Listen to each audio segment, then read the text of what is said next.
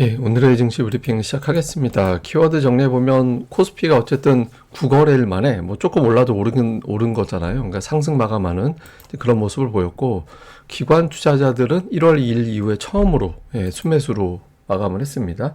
그런데 이제 실적이라든가 이런 수치에 민감해져 있다 보니까 뭐 오늘 뭐 실적 예상치 하회할 것 같다 이렇게 평가되는 종목이 막 급락이 나온다든가 이제 숫자에 대해서 시장이 상당히 좀 민감해진 그런 측면이 좀 있고요.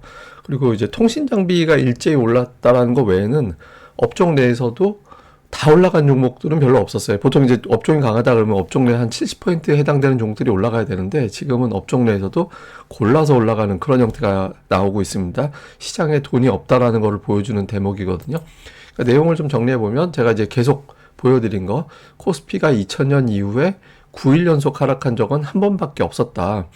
예, 그래서 대부분 다 8일 연속에서 이제 멈췄기 때문에 이번 주에 어쨌든 상승 시도할 가능성은 확률적으로 높다 이렇게 말씀을 드렸잖아요. 통계적으로 보면 높다고. 일단 오늘 종가에 동시호가에 지금 띄어서 플러스로 마감을 하긴 했는데 어쨌든 이제 하락이 끊어졌기 때문에 이제 이전보다는 조금 상승 시도하는 숫자가 조금은 늘어날 가능성은 있습니다. 어쨌든 연속 하락에 따른 대기 매수는 들어왔고 그렇지만 하락 종목 수가 2배 더 많았잖아요.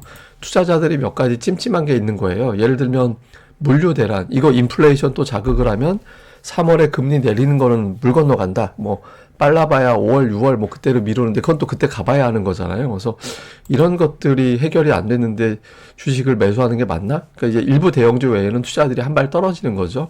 뭐 꼭 국제유가가 제일 메인 지표는 아닌데 어쨌든 국제유가라든가 이런 주요 지표들 봐서는 아직은 크게 문제가 됐다 이렇게 볼 수 있는 건 아니지만 일부 뭐 자동차 부품이라든가 이런 데에서는 이제 부품 조달에 좀 문제가 생기고 있다라는 신호들은 나오고 있잖아요. 그래서 이런 뉴스가 주중에 어떻게 좀 바뀌는지 좀 판단해 보자. 이런 신중함 때문에 하락 종목이 좀 많았고, 그러니까 중국 문제도 대만 문제도 마찬가지죠. 그러니까 대만 선거 끝났는데 중국에서는 위협적인 발언을 하고 있잖아요. 근데 한편으로는 저렇게 위협적인 발언하는 게 오히려 위협적이지 않을 수도 있거든요. 예, 뭐 행동을 해야지 이제 말이야 뭐 무슨 말이든 할 수 있는 거니까. 근데 어쨌든 투자자들 입장에서는 좀 위협적인 어떤 부담을 느끼죠. 그래서 저게 좀 우리 입장에서는 우리나라가 GDP가 27%인가? 24%인가? 제가 정확하게 숫자가 기억이 안 나는데 한국이 대만 전쟁 나오면은 GDP가 25% 정도가 이제 줄어든다라는 뭐 분석이 나왔다고 하잖아요. 그리고 또 반도체에는 굉장히 큰 영향을 준다. 그래서 오늘 반도체주 어떻게 움직이는지 좀 주목을 해봤는데 삼성전자는 어쨌든 플러스가 났거든요. 저게 좋을까 나쁠까 오락가락 합니다. 그러니까 이게 이제 TSMC를 오히려 미국이 더 보호할 거다.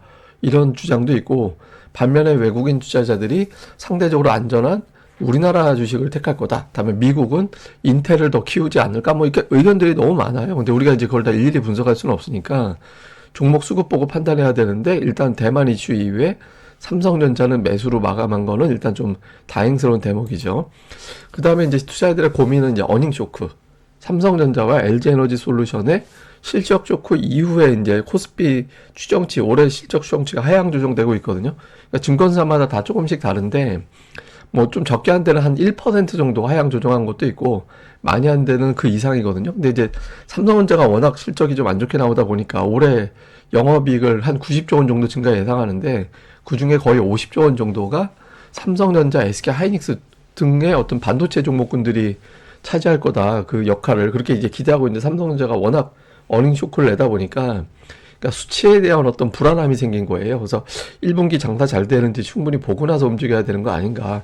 그러니까 이런 신중함이 좀 있죠. 그러니까 투자들이 매수를 하는데 일부 대형주 말고는 어정쩡하게 다가서다 보니까 이제 하락 종목 수가 더 많은 그런 형태, 지수만 플러스가 나는 그런 모습을 보인 게 이제 증시의 특징이었습니다. 그나마 이제 나아진 건 지금 증시 하락의 제가 가장 큰 요인은 코스피 기관의 매도, 외국인들의 선물 매도 그렇게 말씀을 드렸잖아요.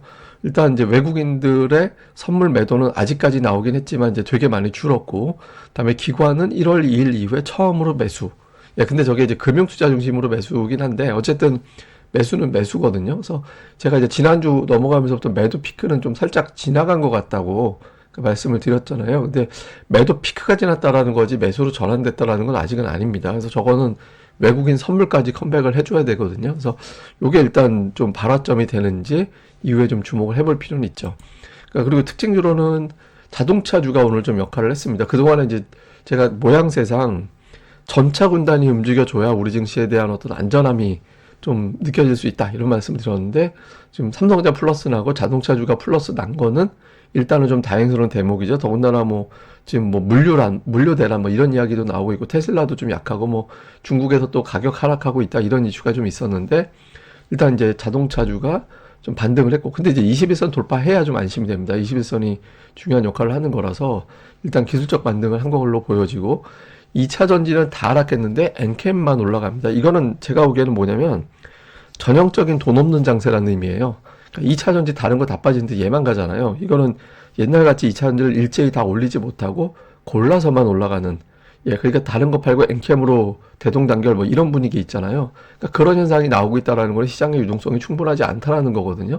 그러니까 지금 투자자들이 시장 또는 업종에 대한 확신이 부족하다라는 것을 보여주는 전형적인 대목입니다. 그래서 어쨌든 좀 쏠림 현상이 업종 내에서 나오고 있고, 그다음에 이제 신저가가 나오는 종목들이 나오고 있다. 그러니까 이게 그 엔터주들이 뭐 SM 실적 추정치 하향 뭐 이런 이슈가 나오면서 좀 주가가 크게 빠지는 그런 모습이 나오고 있잖아요. 그래서 좀 숫자에 따라서 투자자들이 굉장히 과격하다는 표현이 맞나요? 그러니까 좀 민감해졌다라는 거는 유동성이 많지 않다라는 걸 보여주는 대목이 또 하나가 있고, 조금 삼성전자 쇼크 이후에 굉장히 많이 놀라 있다라는 거예요. 그래서 향후에 실적 숫자가 조금만 애매하게 나와도 종목들의 변동성이 상당히 커지는 대목이 됐다. 커질 수 있다. 이렇게 이제 보면 될 것 같습니다.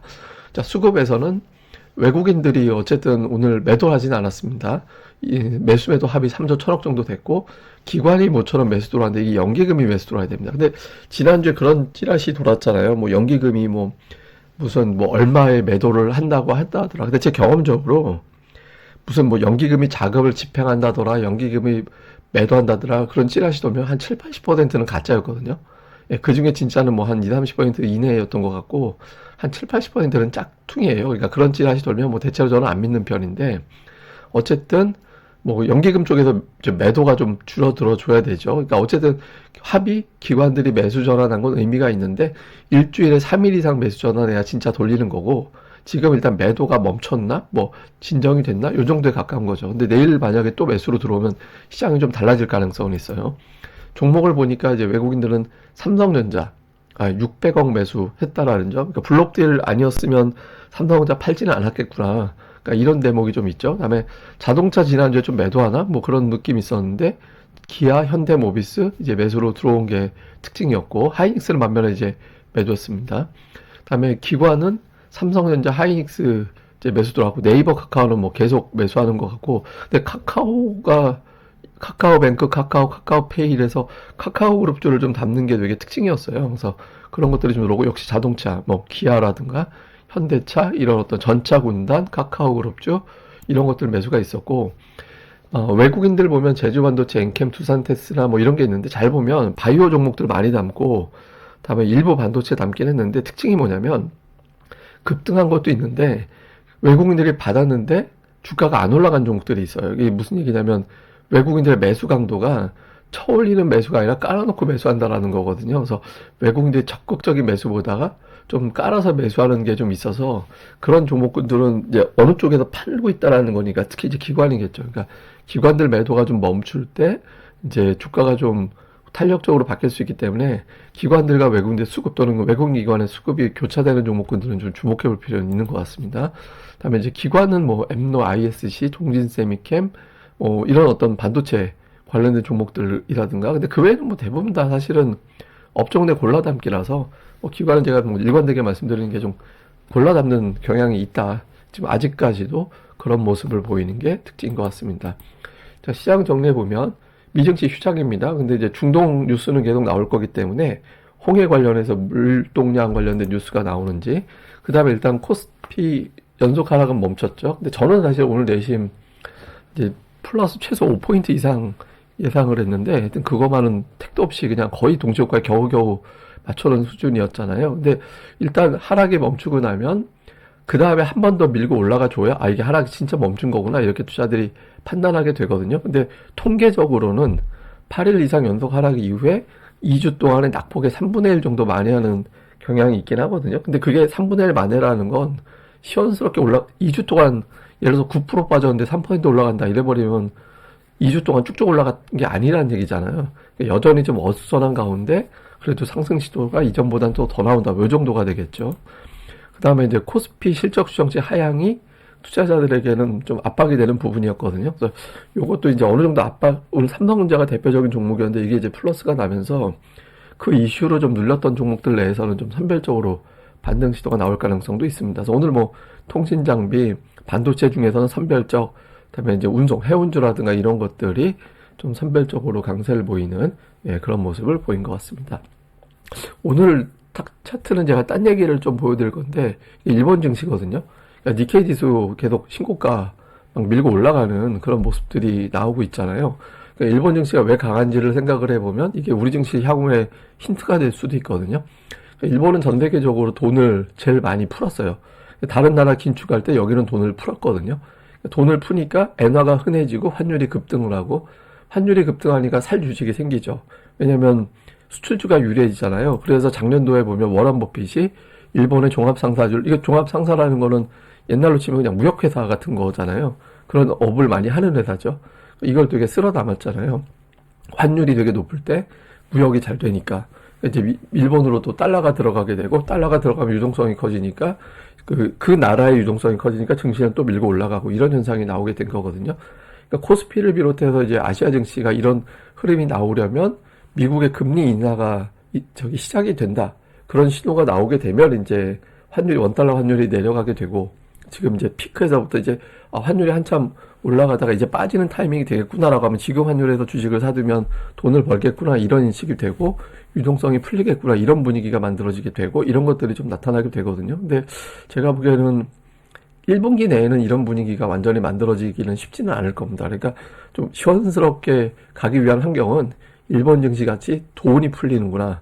다음에 이제 수출이 돌아서는구나. 이런 신호가 딱 나올 때 증시가 이제 완전히 대세로 움직이는 그런 상황이 만들어지게 되거든요. 그래서 지금 우리 증시가 그렇게 된다라고 보기는 쉽진 않고, 그러니까 이런 거는 이제 기억해뒀다가 일본 증시가, 이게 왜냐면 일본도 외국인들이 어느 정도 영향이 크거든요. 뭐 채권은 일본 자국민들이 많이 갖고 있다고는 하지만, 근데 어쨌든 이런 원리 하나 정도 생각해두고 있으면 나중에 우리 증시가 좀 이런 요인으로 바뀌게 될 때는 또 기회가 될 수 있으니까 그냥 공부 삼아, 참고 삼아 알고 계시면 될 것 같습니다. 예, 그럼 또 오늘 하루 또 잘 보내시고요. 저는 다음에 뵙겠습니다. 이 방송 구독하기, 좋아요 많이 부탁드립니다. 감사합니다.